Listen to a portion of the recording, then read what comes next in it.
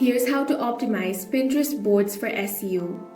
First, launch open any web browser and head over to pinterest.com. Now start with your board title. Make sure to keep them completely literal and search focused. You want to ditch the clever aesthetic names. If your board is about healthy meal prep, name it Healthy Meal Prep Tips instead of Good Eats. Pinterest looks for exact match keywords first, so give the search engine exactly what it wants. Next, you want to write a powerful, keyword-rich board description. You have 500 characters, so use them to write 3 or 4 natural sentences explaining the specific value of the board. Pack this space with related long-tail keywords that your audience searches for, but avoid just listing words, as keyword stuffing can hurt your reach. Finally, categorize the board properly and seed it with relevant content. Go into your board setting and choose the most accurate category available.